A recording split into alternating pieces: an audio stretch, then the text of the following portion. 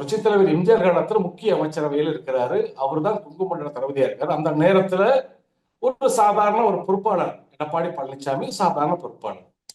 அன்று ஒரு மிகப்பெரிய ஒரு வழக்குல சிக்கிக்கிறார். யாரு? திரு எடப்பாடி பழனிசாமி அவர்கள். அன்னைக்கு செங்கோட்டை நினைச்சிருந்தா காலி பண்ணிருக்கலாம். அன்னைக்கு ஒரு இயக்கத்தினுடைய தொண்டன், கிளைக்கழக செயலாளர், ஒரு வார்டு செயலாளர் இப்படி நினைச்சு அவரை காப்பாத்தி கொண்டு வந்தது யாரு? அவர் அரவணைச்சு கொண்டு வந்தது யாரு? திரு செங்கோட்டையன். இன்னைக்கு நான் முன்னாள் முதலமைச்சர், இன்னால் எதிர்கட்சி தலைவர், கட்சியோட போச்சு நான் தான் அப்படின்னா எப்படி? உங்களை கடற்கோடி இருக்கிற தொண்டன் ஏத்துக்கல, பொதுமக்கள் ஏத்துக்கல, எப்படி செங்கோட்டையன் ஏத்துக்கிறவாரு? நீங்க சொல்லுங்க. நான் என்ன சொல்ல வரேன், உங்களை காப்பாத்தி விட்டதே யாரு?